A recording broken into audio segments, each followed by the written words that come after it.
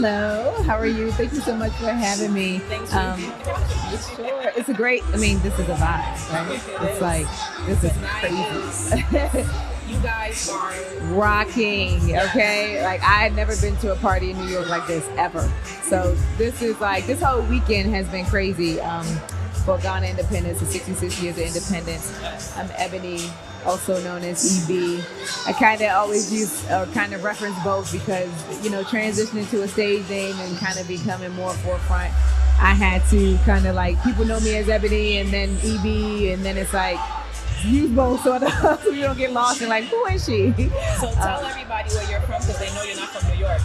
I'm not from New York, I'm from DC, I'm from the DMV area. I came here in support of the Ensa Boys, Quasi, and DJ Nightmare. They invited me, I've been helping them out with this event for the Ghana independence. I'm in representation of location Accra. We are based in Ghana. We're the #1 tour company in Ghana, and so I executive direct the U.S. territory. Wow. So I'm here just networking, being of assistance and representation of Accra. And the biggest thing, my goal is to connect the diaspora and get them back home.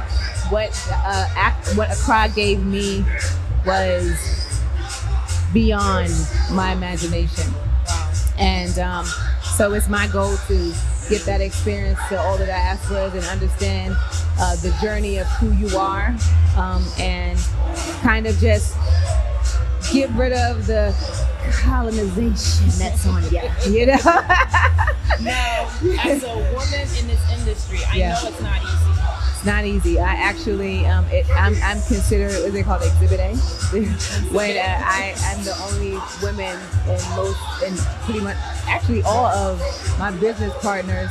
I do international business now, so we are located in Accra. We do business in the UK. We're going to Malta, South Africa. We're going to Zanzibar. We're going to Dubai. We're going to Kenya. Wow. We are taking this location, everywhere, and just building that rapport in the Western world here in America. But yeah, doing business globally as a woman is not a joke.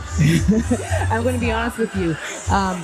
People internationally don't necessarily take women seriously, or just the posture of a woman in business and in surety and Trust me, I understand.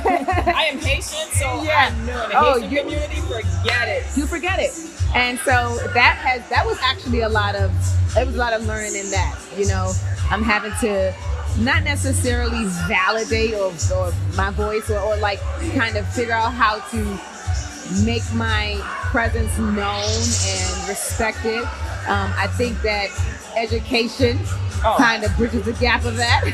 Absolutely. You definitely want to come into a group of men knowing what you're talking about, not just, I'm just an attractive woman just here to, no, really, like I know what I'm talking about. So other than events, I mentioned earlier you work with CNN. I do hair and makeup for CNN. I've been there almost 6 years. Nice.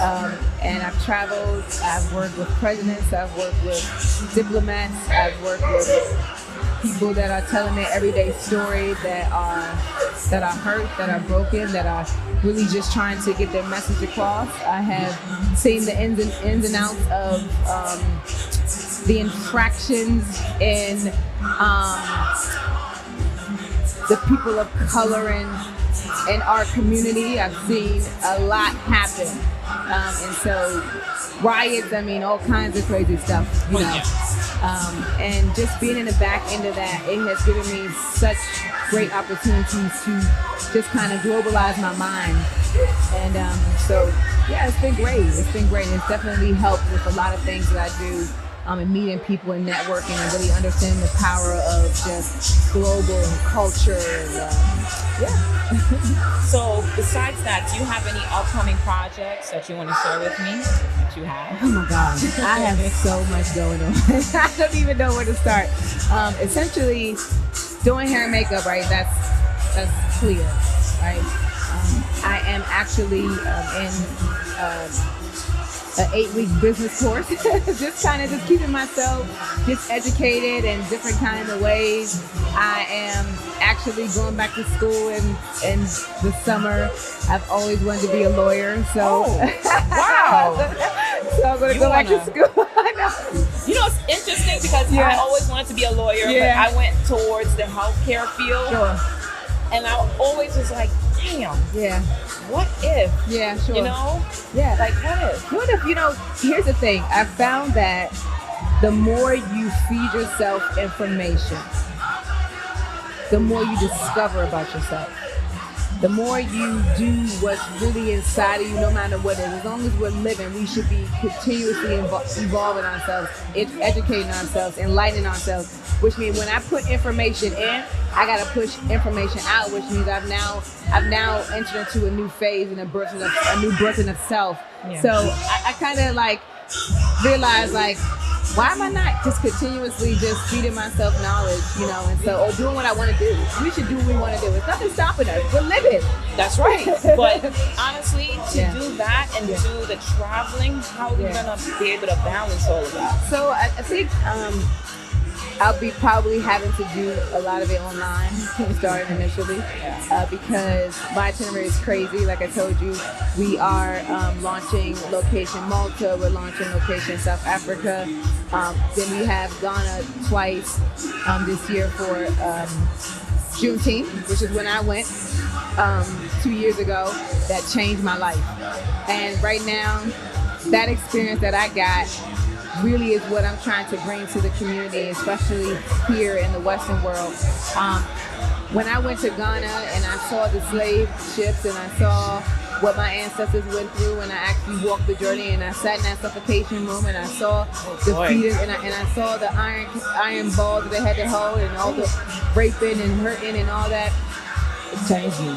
I would love to visit Ghana. You're going, don't worry, it's happening. That's over here. The universe is making it all happen. But I was a client of my business partner, Kofi Danso, and Kofi Anam Danso. I was a client of his on the tours in Ghana, and it changed my life so bad. When I left, I cried bullet tears. Oh, boy. I was on his shirt. It probably was a Gucci shirt, and I was crying. And I felt like I was being taken. I felt like I was being taken from home, and being on that port and hearing the water wash up against the captain, it's like you could hear spirits. It's like you could hear spirits, and so I want to help people get that experience, because from then I maintained that relationship with Kofi, with Location Accra, and he brought me on last year January to executive director U.S. territory, and it's been gratifying. Wow. I'm very grateful. I'm very humble. I was just in my room today crying and just praying and just thanking God for everything. Wow. Yeah. So now, going back to that feeling, do you think you'd be able to survive that era? Had you had to live that era, do you think you would be able to survive? Do I think I would be able to survive? I really want to ask my ancestors. I'm going to have to go have a conversation with them later. Because, like, if I think about just